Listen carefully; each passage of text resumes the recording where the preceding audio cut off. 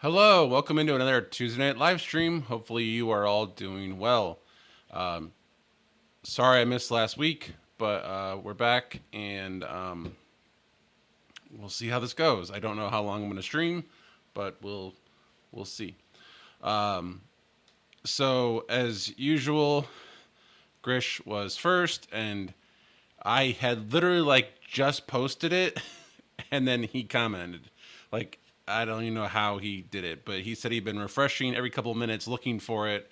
So I guess that's how you get a front row seat. And the other person in the front row is Keith, who wanted to know if there's any room in the front row. And of course, there's plenty of room in the front row. So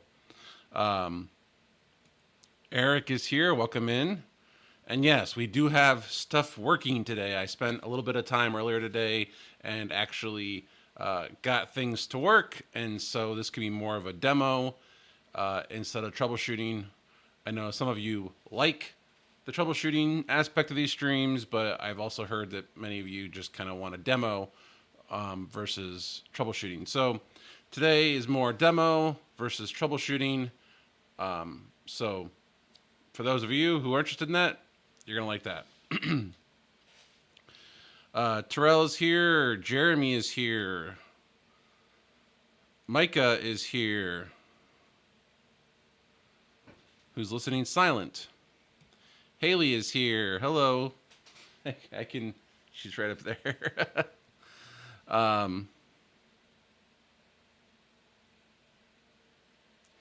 I could promise I'm not an AI robot. You're like a YouTube robot. So everyone's saying hello to each other, so that's good. I have not heard if Jeremy is doing a members only stream tonight after this, but I'm guessing based on the relocating the living room, I'm guessing no. But Jeremy, if you are, let us know. So I guess let's go down what I actually got to work today, and then we'll show you how I got it to work. Because if you remember, and I'm sure you do, the Grandstream issues that I've had, I, of course, ran into a new Grandstream issue today. But this one I could figure out pretty quickly, and I can show you exactly what's happening and how to fix it. And I'm actually going to, when we get to that point of the stream, I'm actually going to drop chat down and hopefully just make a clip recording of that little how-to or example and send it to Grandstream, because obviously it's a problem. Like my all VLANs issue is a problem. And so, yeah. So Jeremy says, if I can find the screws I'm looking for, I might do a stream. Right now I'm concentrating on finding them. And yes, you could say Jeremy has a screw loose. All right. So if you remember before, with my old network, the AES67, which is audio over IP, was not working. And so I had set up a PTP clock server. I had set up a special Rivendell machine that will play AES67 audio, and it just did not want to work. And so it was playing, like it was there, but it was always just kind of stuttering. The clock wasn't really working. I mean, so yeah, so the clock wasn't working. So in the Cisco gear, that is, I'm putting it over there because it's behind the camera. It just wasn't working. And so I couldn't figure it out. So finally, I had a chance to go to the university and to do some other work. And while I was down there, I found that the app that I was using to do the testing, there was a new version of it. And the app worked perfectly at the university. So therefore, either the version I had was bad, which I don't think it was, or, just in general, my stuff didn't work, which is what I think was happening. So I had a chance to try get a day on the Grandstream stuff, and let me show you what I have working now. Oh, apparently there's pretty active chat. Hold on. Micah says, if you find those screws, I've been told I've lost them too. Yeah, if you ask Kaylee, I'm sure she would say I have a whole bag of screws loose. Or something to that effect. Koala is here. Welcome in.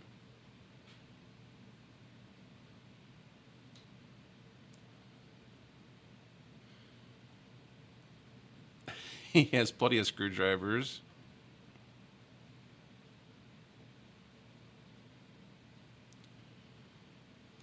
What kind of these rack screws, or what kind of screws are you looking for? So anyway, while you guys are doing that, let me show you what I have working. So if we go over to this is my Rivendell setup that should look familiar from before, and this is doing a AES67 output. This is the AES67 daemon that we configured on a previous stream. It is sending out, or it is configured to do a broadcast out on 239.255.255.255. The PTP clock is locked and stays locked. This is new, because under the Cisco system setup, this would show lock, and then it would eventually show unlock. So the fact that this has been locked, and this has been this way for, I would say, probably 6 hours-ish, it has not lost lock yet. So therefore, right away, I was like, there's something going on here. This is working better than before. So I have one source configured called playback. And if we call up my stream monitor, now this is the beta version of AES67, the app. Here you can see Rivendell playback, the IP, all this stuff. This is a much nicer interface. I love the fact that it lists the devices too, and how many devices are coming off of, or how many streams are coming off of which devices. So that's helpful. So if I go here and I hit play, oops, and then I go back to the AES67, you should be able to hear tone. And notice it's clean tone. There's no stuttering or whatever it is. So that's, good. And if I go play music, it plays the music. And again, it's kind of harder to tell on this particular thing because that song kind of has some weird intro, but it's playing it. There's no buffering, no nothing, no stuttering, just clean audio, which is, it's a lot easier to tell here. So like I said, here's clean tone coming across the AES67 just like it's supposed to. So now, the one thing I also struggled before was the PTP never showed up in Windows. Like it just wouldn't work. Well, now here is PTP TrackHound, and here you can see it's getting a PTP clock. It's updating. So therefore, the PTP is actually being sent out across the network, and devices are receiving it. This was not working before unless I manually made the Cisco send it down the pipe and the port. Sorry, port. Yeah. So this just worked today on Grandstream once enabled multicast. So. And is quite happy about that. I mean, that's great. And one way you could tell that things are working is if we go in here and we just go add a source, like I'm just going to add a second source inside Rivendell, and you come over here, notice it's already here. This new source appears relatively quickly. And so I could show you that again.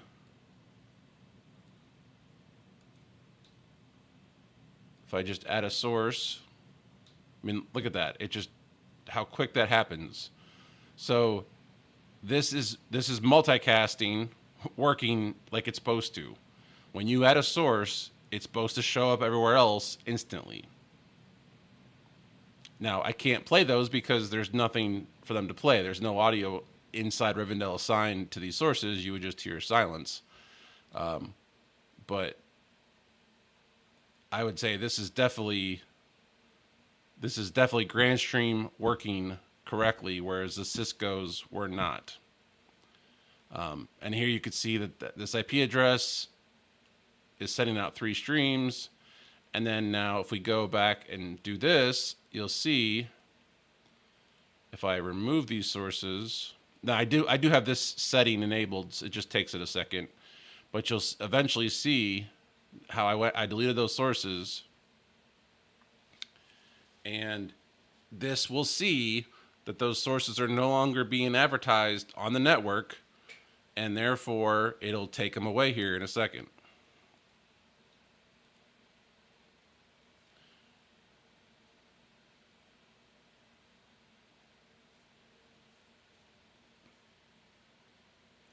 So, and there they go. So it saw the announcement, and it also saw the removal of those multicast addresses. And so again, this just proves that this actually is working. Now, I didn't have to change the PTP server. I didn't have to change Rivendell. Nothing in the systems changed. They just started working correctly. So that means that whatever was wrong before was all wrong in the Cisco's, but is correctly working in the Grandstream.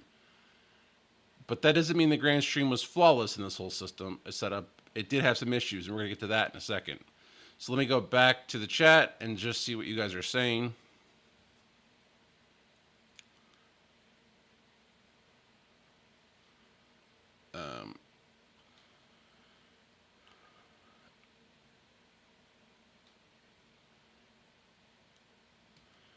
Jeremy is looking for flathead screws for mounting drives into a drive tray. I can't help you there. I don't know what screws those are.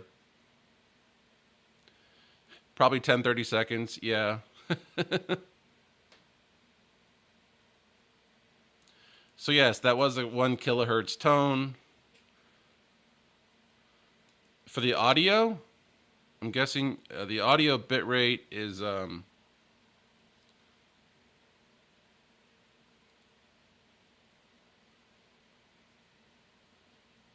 it's 48 kilohertz. What am I missing? I don't see the exact bit rate. I think it's just, I mean, it's uncompressed audio, so I think it's like 1.5 megs, something like that. And so you see the thing here is also, that's important, is this clock source is the MAC address of the server doing the PTP.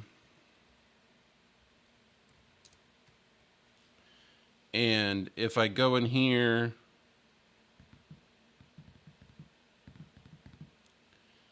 do I see that? I should see that.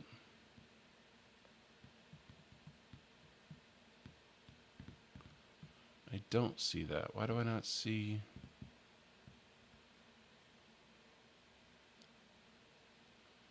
I thought I was seeing it earlier, but I don't see it now.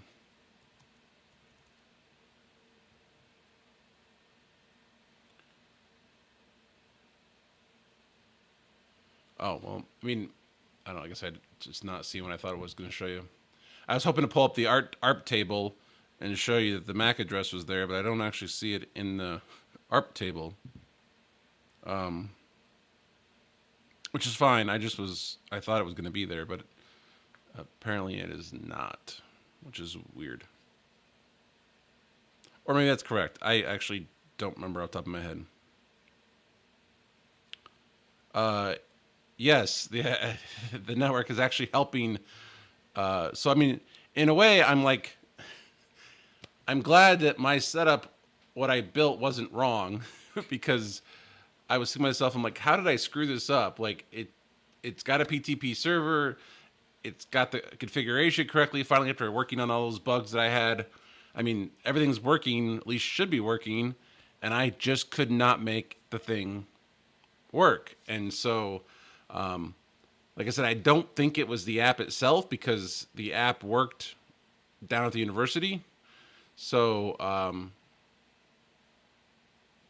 I think it was literally the switches, which is, one of those things where it's like, I mean, I probably should have done more configuration on the switches themselves, but I thought I already had, and so, and things were showing up like I would expect them to show up. So I don't know. I just thought it was interesting. Ports pipe. It's all, yeah. Welcome in, Alonzo.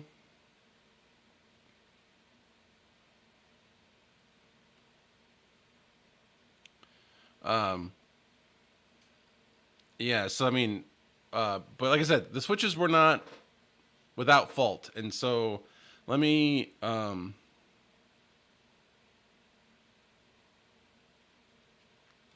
yeah, having the Grandstream be more friendly to multicast. Well, it is, and it isn't. It definitely is in a sec. I'll show you that in a second. Welcome in, Kurt. Good to see you. I've been following your trailer build.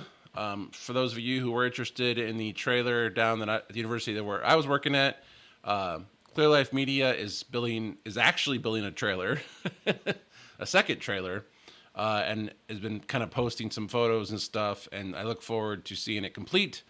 I look forward to some sort of YouTube reveal video walkthrough.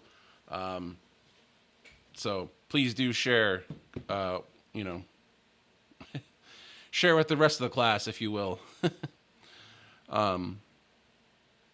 I was hoping to pull off the Grandstream part until Tony was here.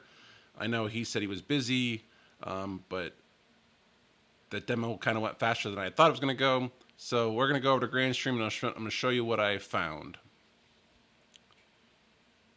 Oh, Clear Life Media says it'll be done by April 21st. Need it for an event on 20. That's a quick turnaround time. Hopefully you guys can get it. When does it get delivered? The 21st? So you're going to have 6 days to outfit it? All right, so let's go back to this screen, and I will show you the issues that I ran into. Sorry, I should say, any questions about this before I move on? If you're wondering, the app is AES67.app.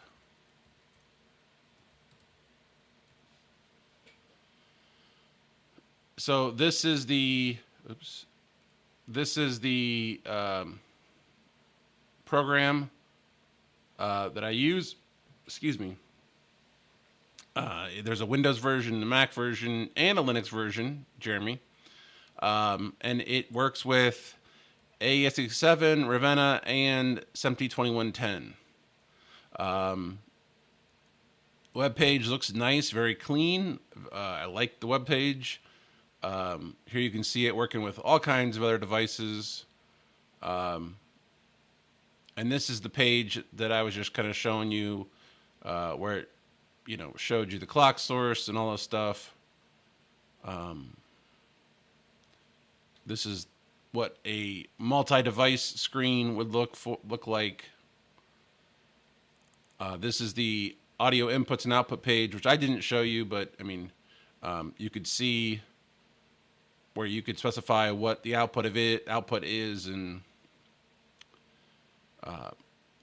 so yeah. So like I said, this is pretty cool. This was just updated a couple weeks ago. It's in beta, what they call beta 1. So if you want to play around with it, then you should look at this app. So let's go back to chat. 3-week turnaround. That's pretty good.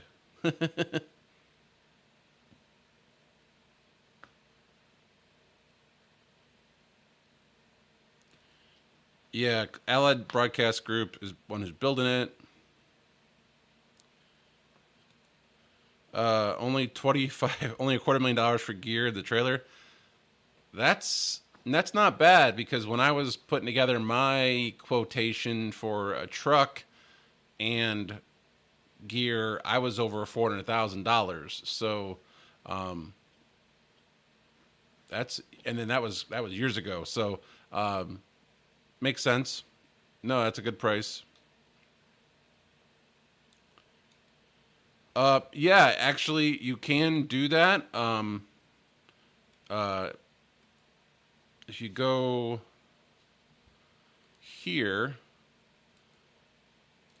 and you copy all the source information, and then you simply paste it into a notepad, and then you save it as an SDP file. Let me do that real quick. I'm going to do that off screen for a second, because I don't want to show my folder structure.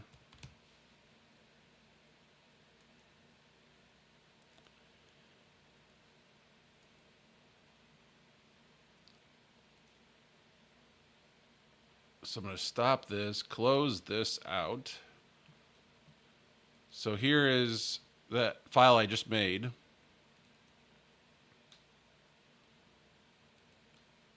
I guess I have to allow. And if I go back to, oops, too many windows are open.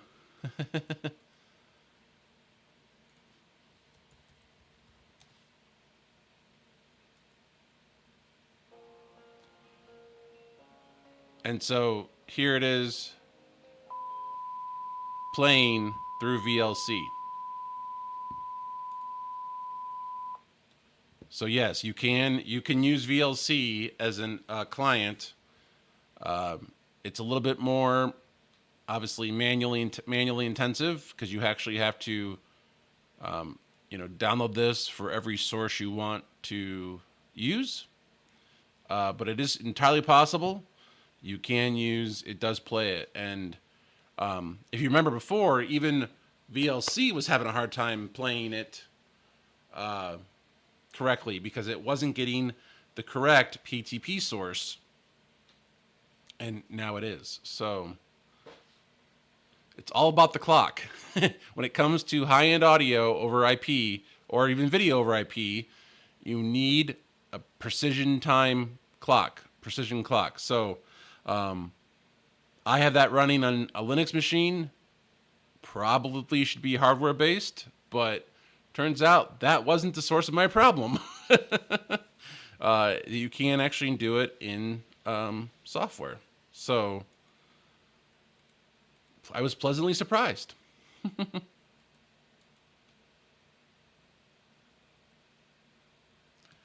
Will there ever be 120, 109 kilohertz support? I believe there already is. Is there not? Am I?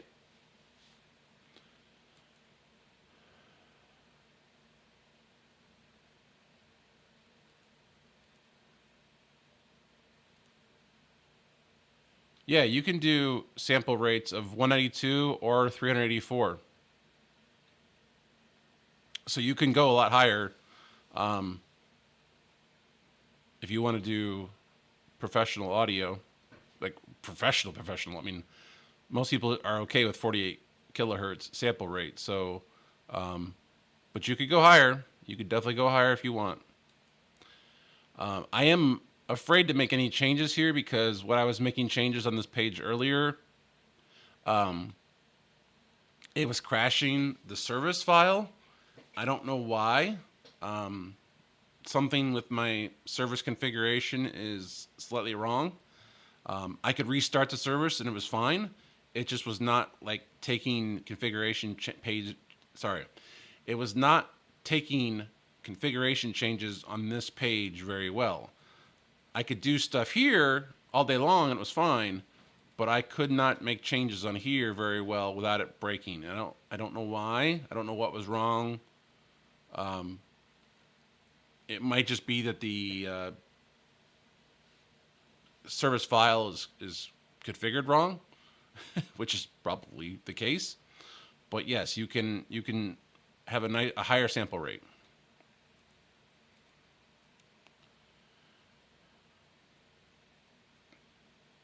Welcome in, Toro.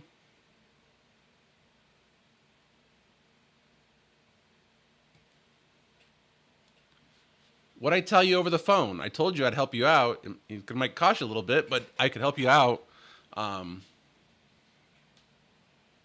VLANs are not.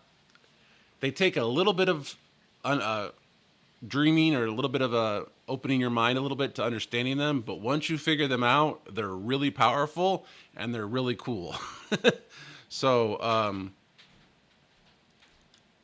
if you wanted to hook whatever, or maybe we could do it over on a stream. Maybe I could go over VLANs on a stream and you could ask questions. That'd be kind of cool, actually. You could call in or whatever. We could just go do it live on on YouTube and do as part of my stream. I don't know. Hit me up. You know how to reach me. Yeah, 48 kilohertz is fine for most applications. Well, thank you, Joe, for popping in.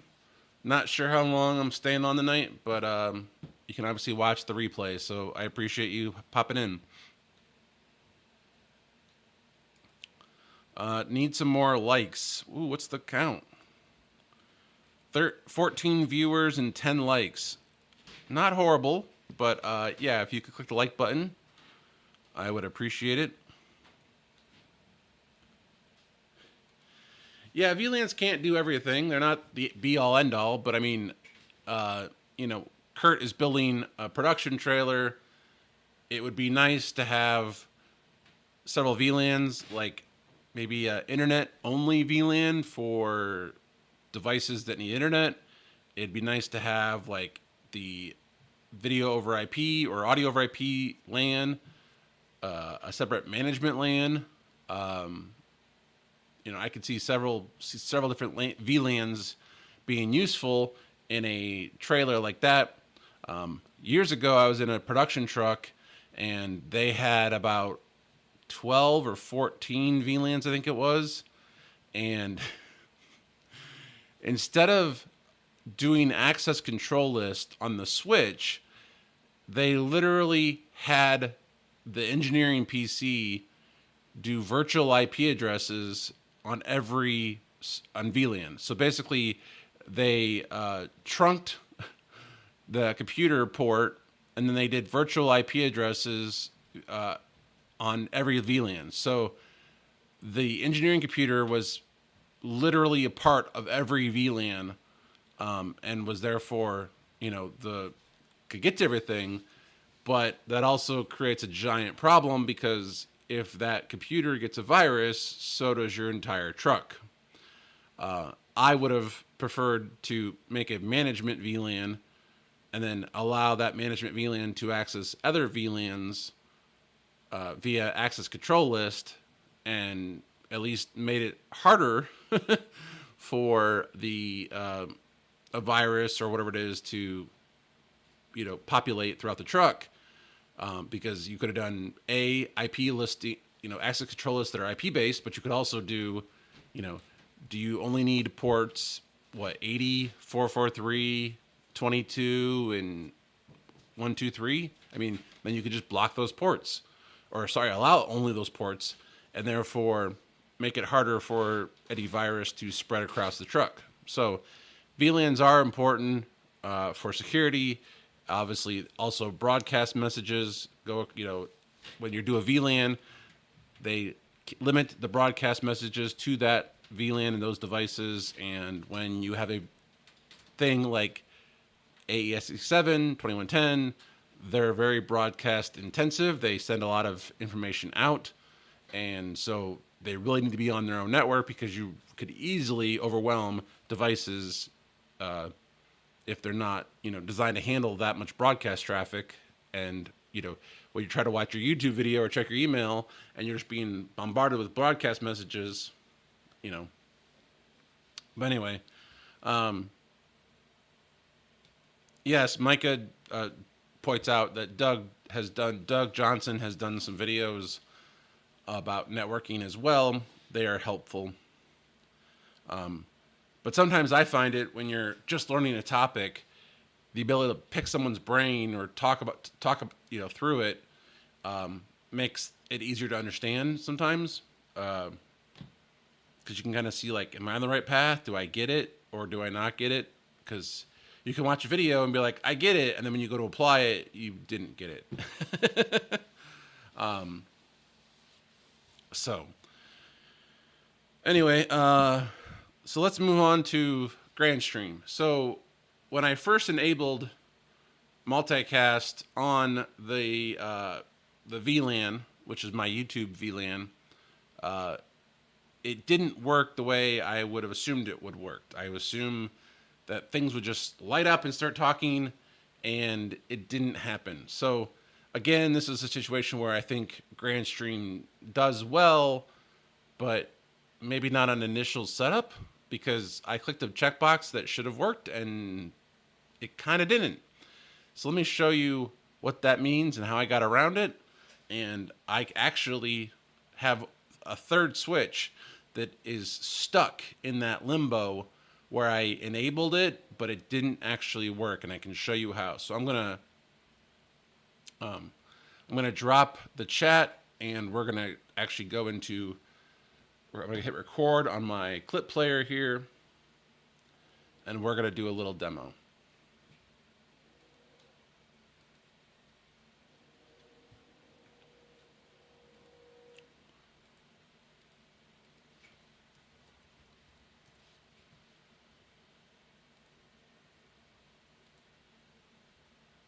Wrong place.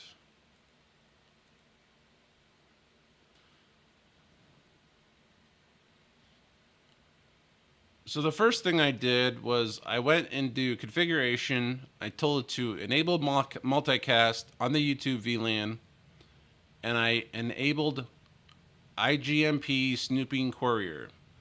So that enables multicast.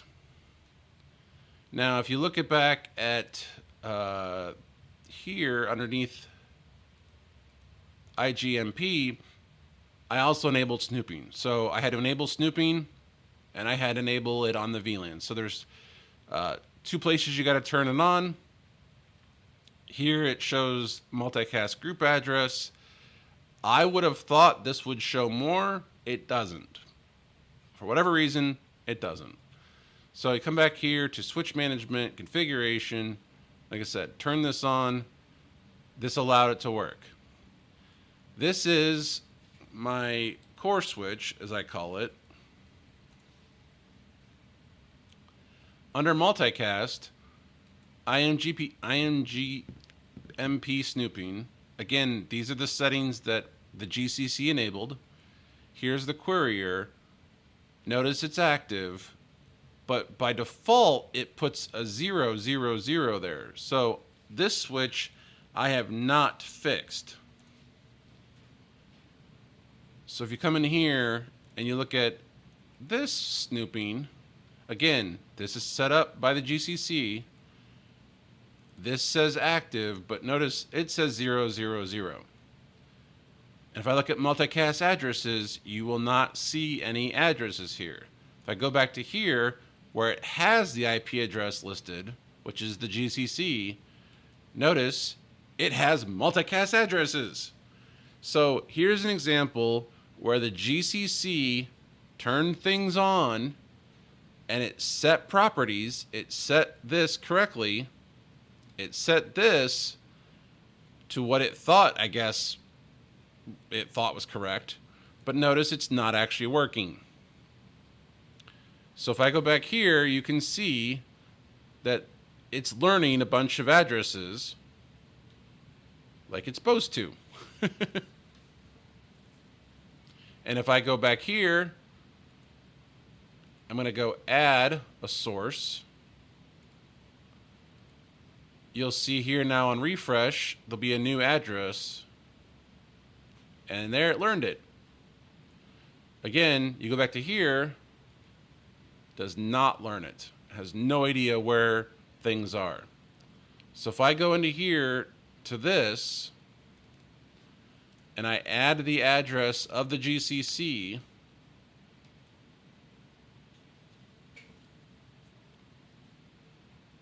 and I go into multicast addressing,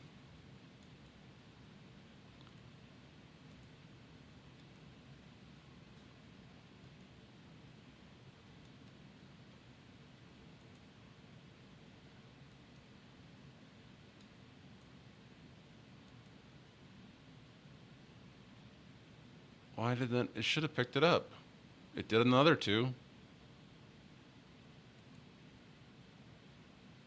That's enabled. That's correct.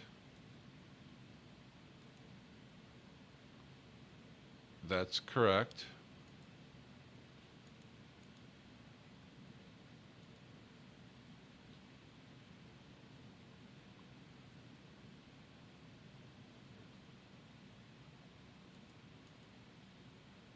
Oh, I think I had to turn it off and on.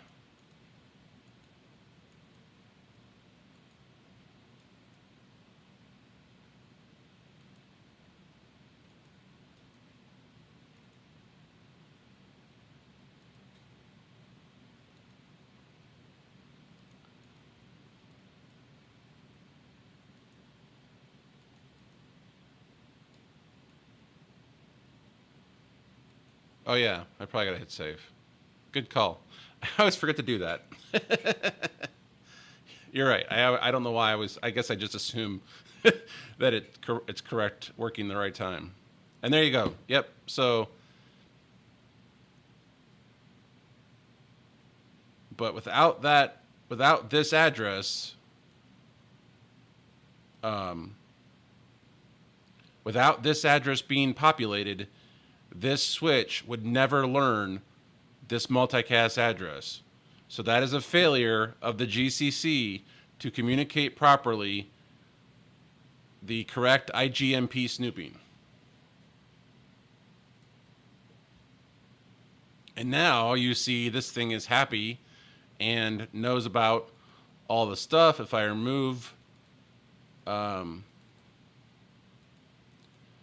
remove these addresses, you see that they go away. So, like I said, it got it most of the way there. The GCC got it almost all entirely there. It just did not populate the courier address. It's supposed to, based on what I was reading, use the IP address of the switch and have the lowest IP address one win. That didn't seem to work. It really didn't seem to work at all. So, and I think this is supposed to say passive, actually, now that I think about it.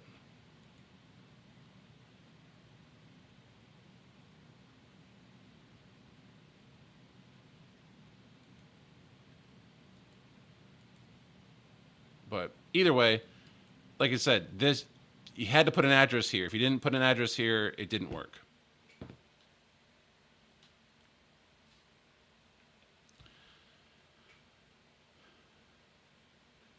You don't want to know what happens to a Gen 1 Ubiquiti switch?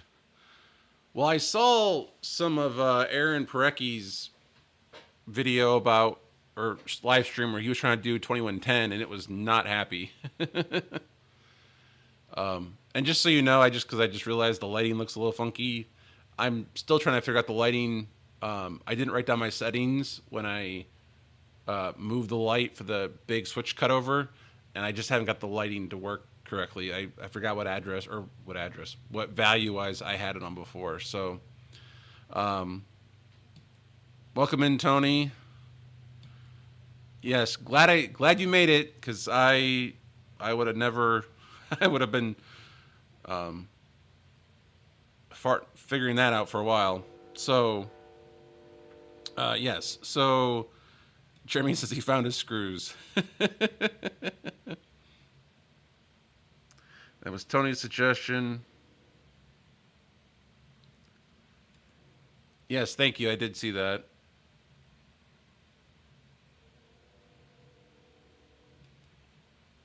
So yeah, it's the router's not doing the multicast. The router is just acting as the courier or basically the controller.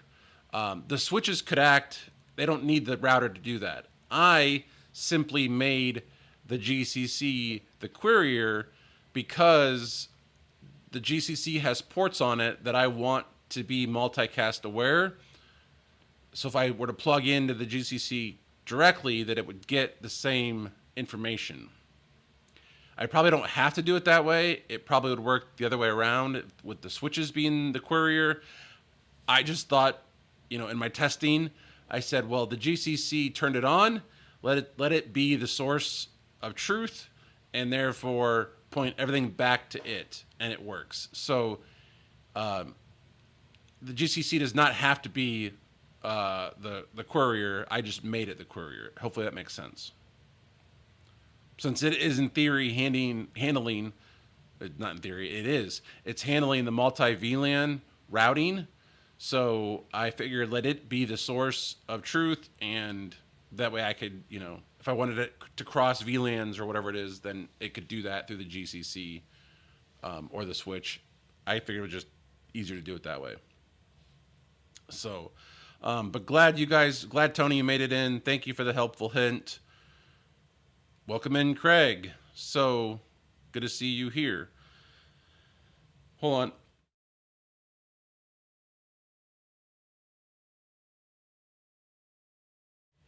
Damn cough.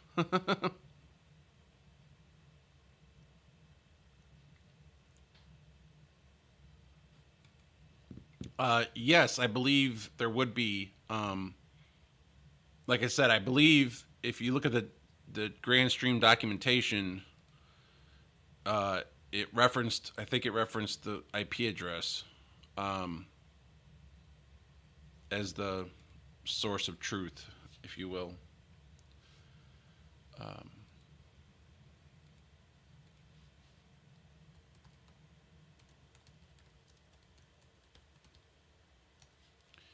That's not what I was looking for. I looked at it earlier.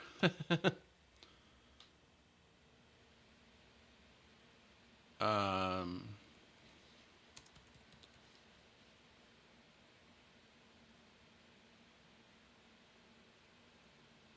Tony has a video on multicast paging.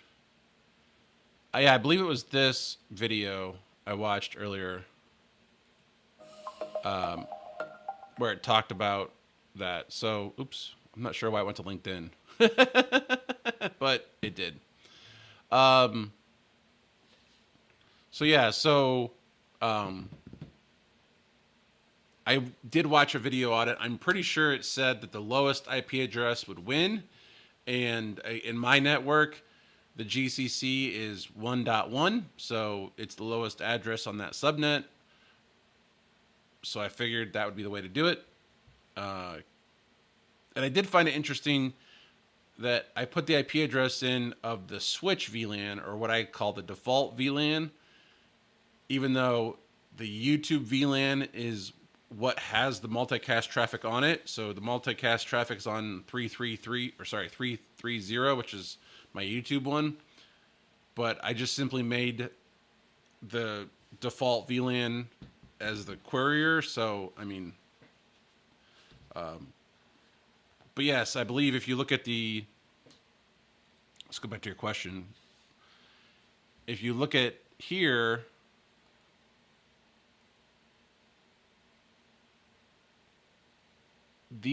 I think they both should say passive, because this switch is not actually doing the work. It's this one. So I don't know why this says active. If I look at the other switch,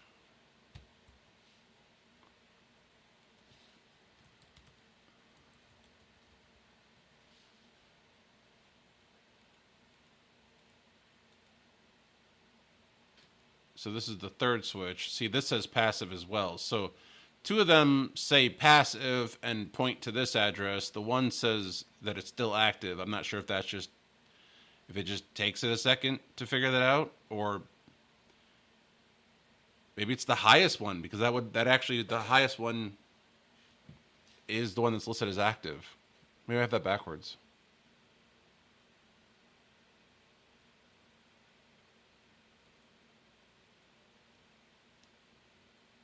That is interesting, because now that I say that out loud, the highest one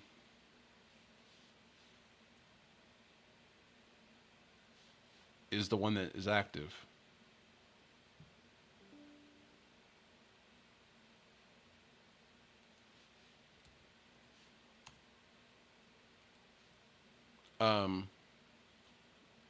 Maybe it's, yeah, maybe it's the highest one.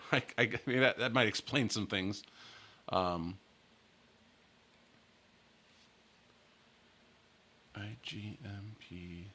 Courier.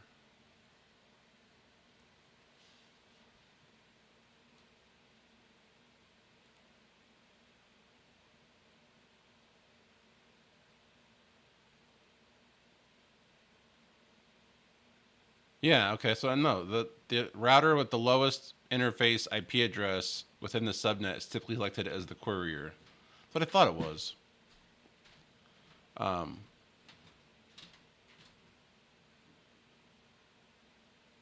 Yeah, so that's what I thought it was. It was the lowest one. That's not what I'm seeing here, but that doesn't mean that is in fact what's happening.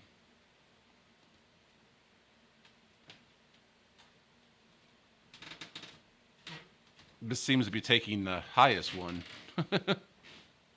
Maybe Tony, do you happen to know? I don't know if you've studied that more than I have. I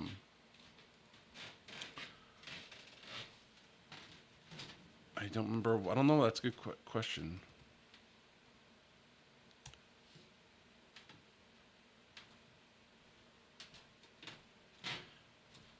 You sent me that. Where did that go? You sent me a tutorial on, or a document on that.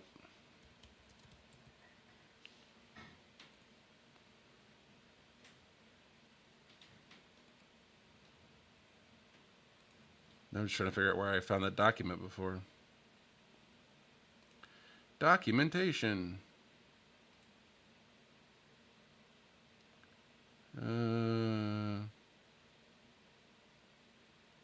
I don't see anything on multicast specifically.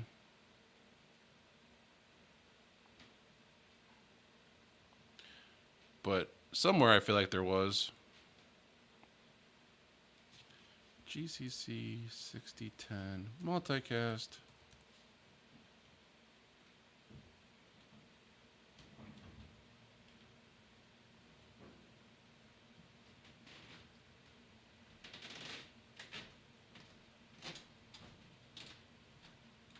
Yeah, I'm not finding it for you. I'm sorry. I probably should have looked at that beforehand.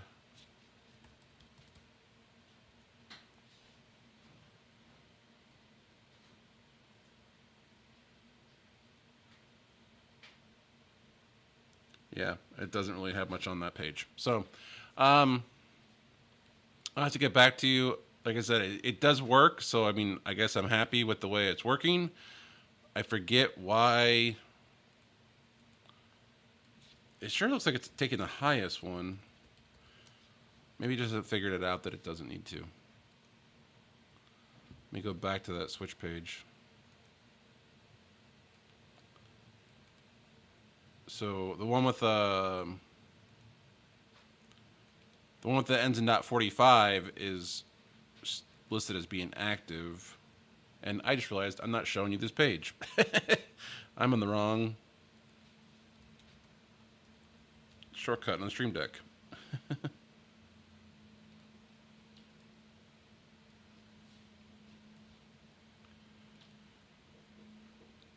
So yeah, like I said, this is the highest one, and it still says active, but I could be wrong. So I don't know why it does that.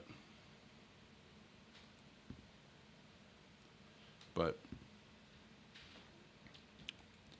yeah, that's what I say. According to the documentation, it's the lowest, but that doesn't seem to be holding true on this page right here. This because this should be listed as passive, just like the other ones are. Because that's .2, that's .3, and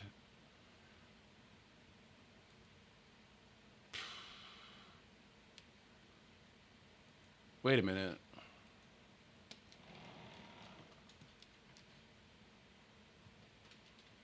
So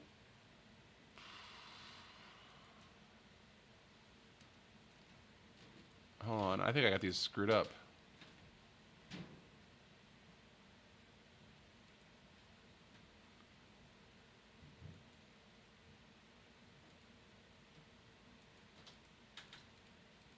I did this wrong.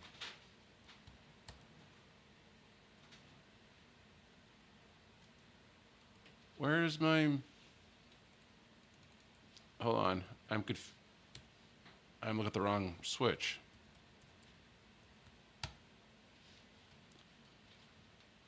That'd be part of my problem.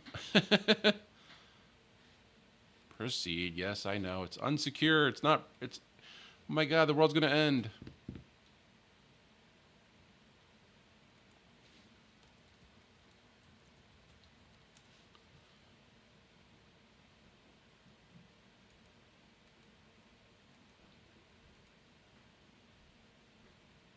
Okay, so no, it didn't. Yeah, so I was right. So this one listed as active. I don't know why it doesn't. It seems weird. I have to get back to you on that one with a confirmed answer.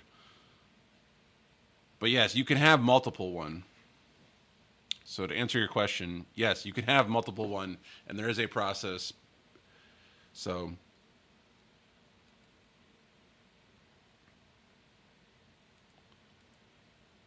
did I hit save on this before? Well, I would have had to, because that's how it started working. I would have thought this would show passive, though.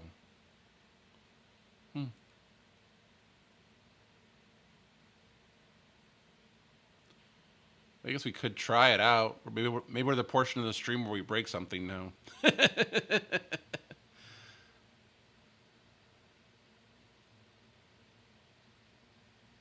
So I'm curious now. If I go in here, let's just break something. VLAN IP interface. Go in here.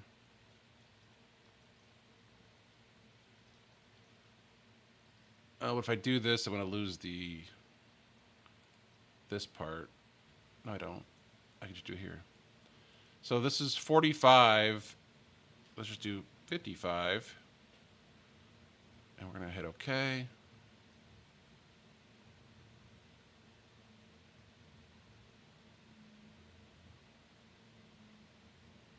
So now we're going to make this switch the highest IP address and see if it follows the IP address.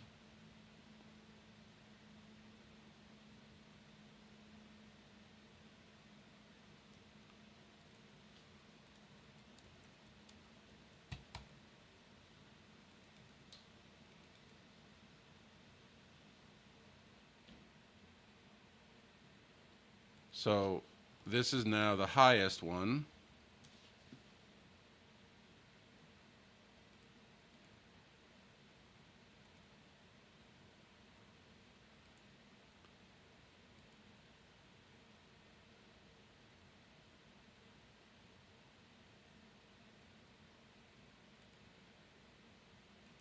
Nope, didn't change anything. That's interesting.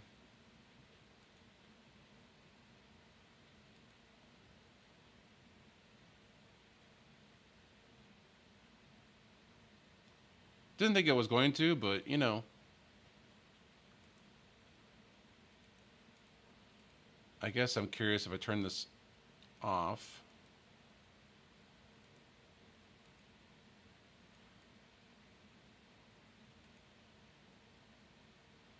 So I turned the one that was active off. Now it says passive.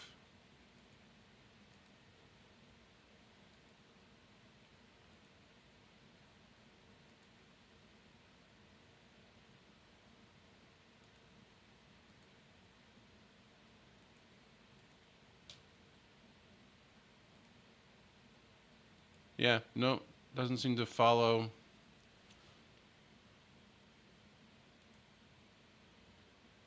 Doesn't seem to make sense to me.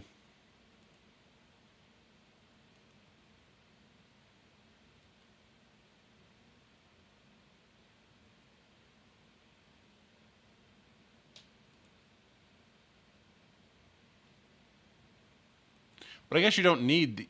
You probably don't need this on this. You probably don't need this on the switch. That's probably why, because it's pointing somewhere else. It knows to point here. That's probably true.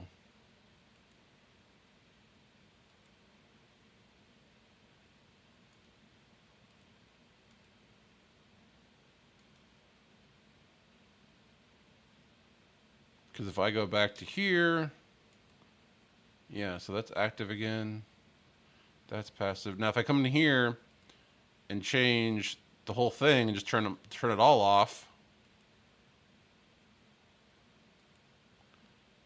then in theory all these should be off.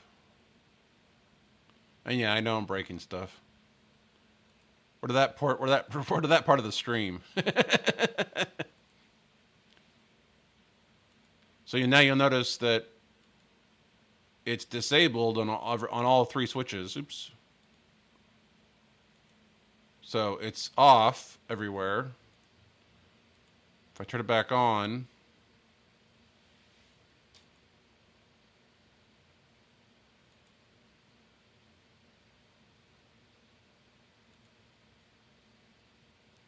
that one goes into passive.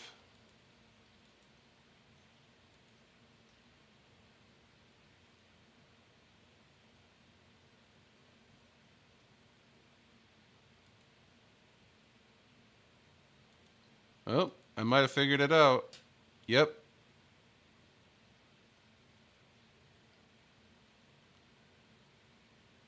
So it lists, interesting. When you turn it on and off, it makes the highest one active. The highest IP address becomes the active one, regardless of what IP address you put here.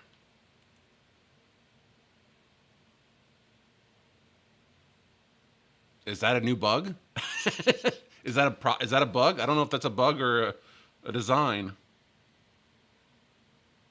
But we confirmed it follows the highest IP address.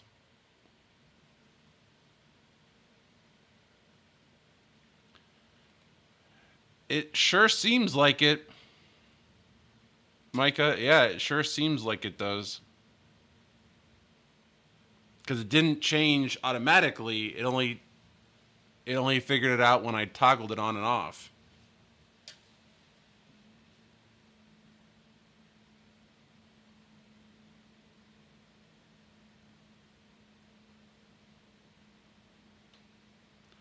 You know, he could do.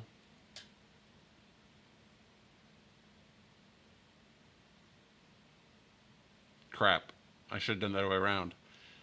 I can unplug this switch, but I have to put this back. So right now, my YouTube switch is the highest one. It's listed as being active.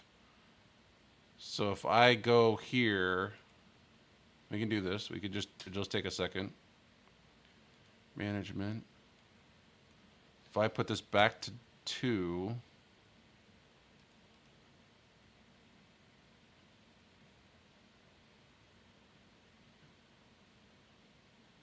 there are no bugs, only undocumented features. Good one, Jeremy.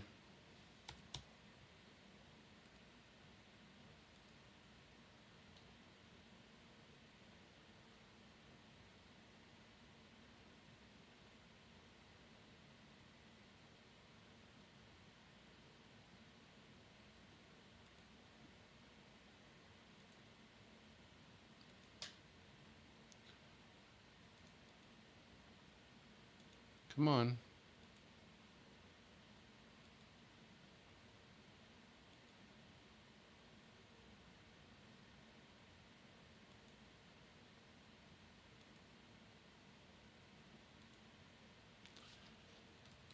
So if we do this,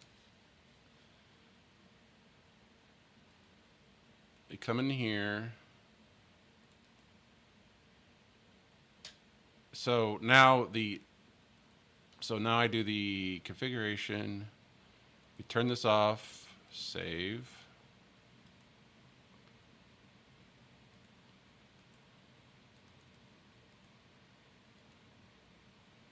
We turn it back on.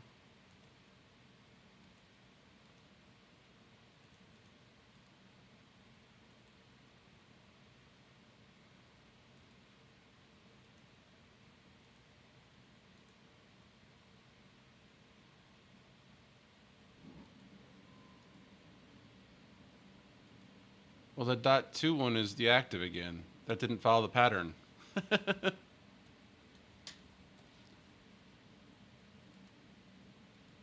Just to make sure, we turn it off. We turn it all off.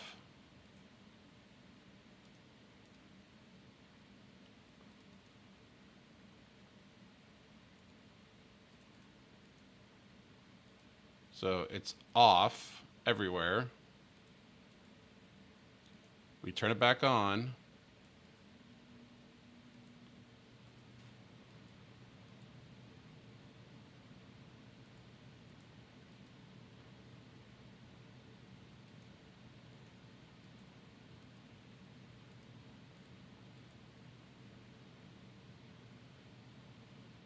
Oh, this is that same crap again. Hold on. I don't know why it keeps doing that.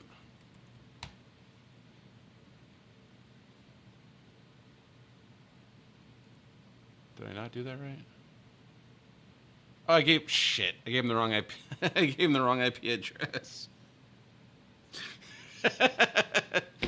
Damn it. Oh boy. That was stupid. That was dumb. The 78. Yeah, okay, so that's 3.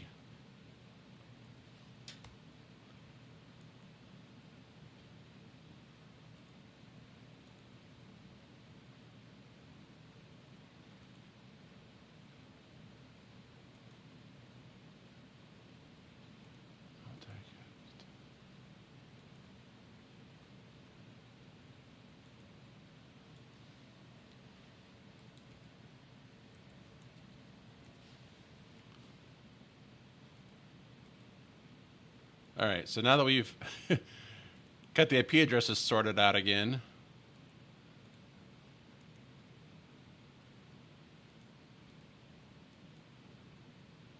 boy, it seems to be following this switch. It doesn't really seem to care what the IP address is.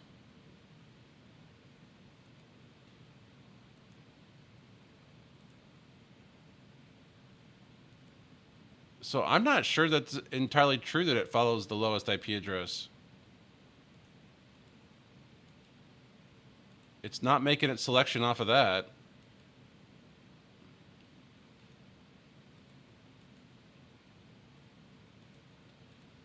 Because this shouldn't...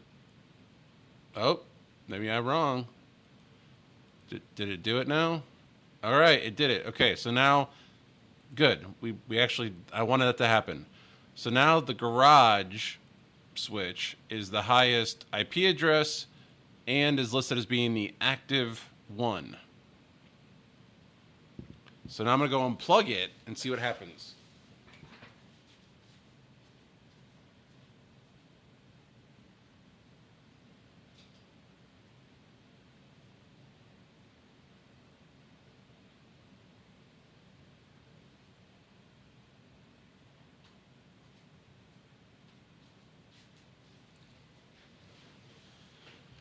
So this switch is now unplugged.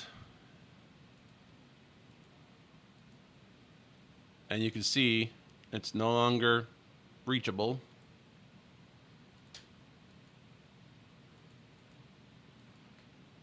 This is still listed as passive. This is still listed as passive. I wonder how long it's going to take for it to list it as active. Well, if it's based on IP address, it should be this one, right? Come on.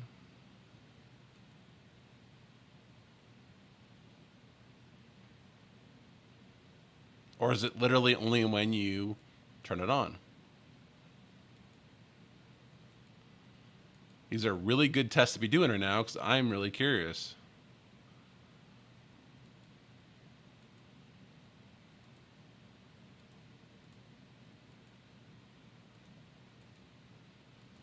They are both listed as passive right now. Does my stuff actually work? If I go back here, it still says locked. Well, that's good. I don't want to find bugs, they find me. Well, it does seem to be true.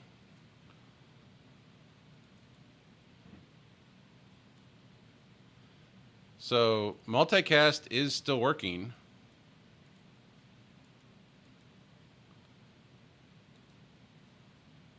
So, it definitely took over. So, something became the lead.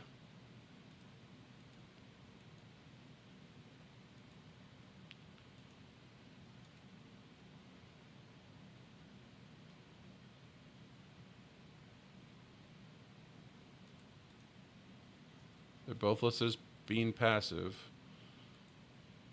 Interesting. This is gone.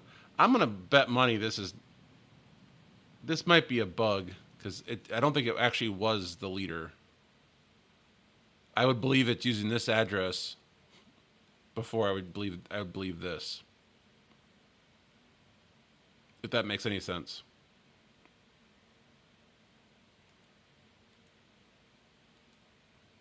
Which would follow the documentation that the lowest address wins. But in this case, I just set the address because if I didn't set an address, the lowest one did not win. So, makes sense? Clear as mud?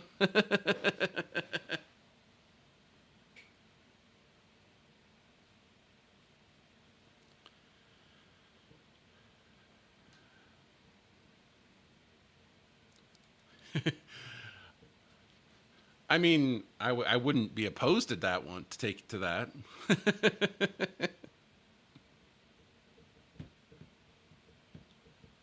Let me go turn that switch back on. I'm curious to see what happens when it boots up.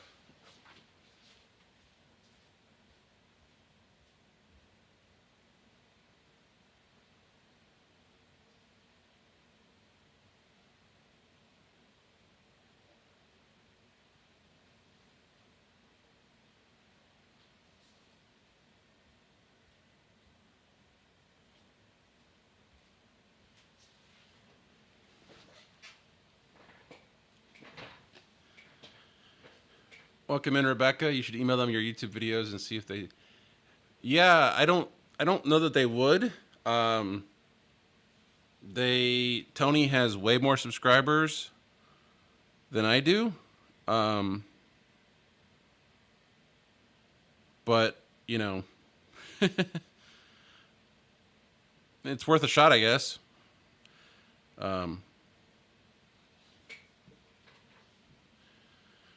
Yeah, Tony has way more subscribers than I do, so it'd be interesting to see if they would ever come on.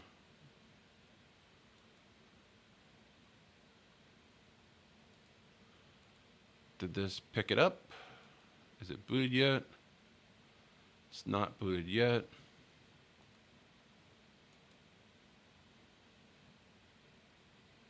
Good night, Toro.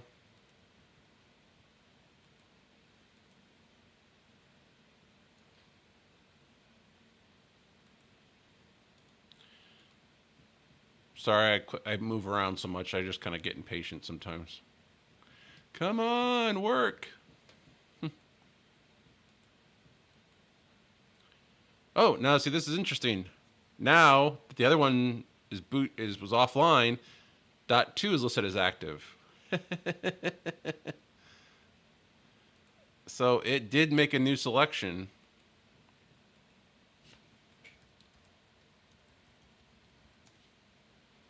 Based on the lowest IP address. Because this has the highest one. And now it says it's active again. I don't know. This makes no sense. See, this is the kind of shit that drives me nuts. Like, why does it say that? It shouldn't say that.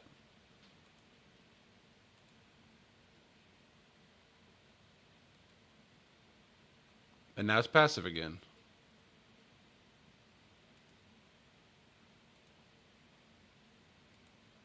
I think it's doing the highest address. I really do. To me, it's using the highest address. It makes no sense, but that's what it sure seems like it's doing.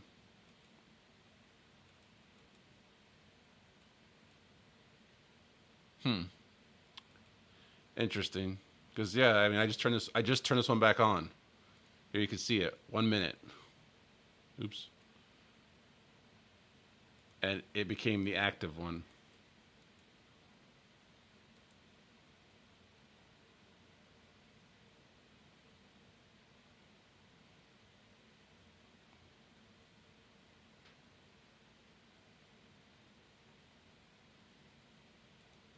But I mean, it does. It's picking up the stuff. It definitely is. It's working. So I guess, like I said, there's the new address. So I don't know. This is. I never. I guess I never really went down this far earlier today to see why or what. And this could just literally be. I don't know.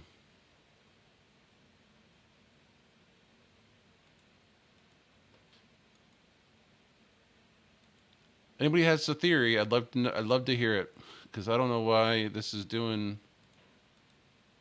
Why it's listing that as being. But either way, you saw earlier in my demo that it didn't work until I put an address there. Then it started working. So either way, it's a software bug. I recorded that software bug. So I'll make a separate YouTube video and I'll send it to Grandstream with just that address or with just that little clip. So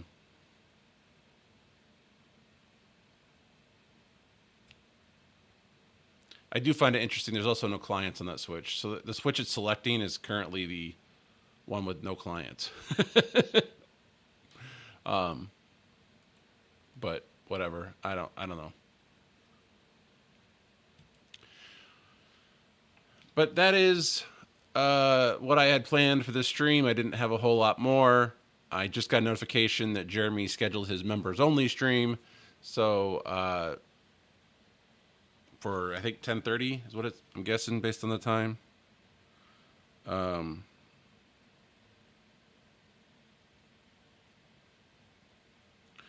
No screws. Yeah. So Jeremy is going to do a members only stream is it just stream? Yeah, members only stream in about 20 minutes. So head over there. I will probably be going to bed, but I'll watch later. So thank you all for joining. Hopefully you learned something. If not, better luck next time. I'm just hopefully you all had fun. Hopefully you learned something. I appreciate each and every one of you for being there, and I will see you guys later.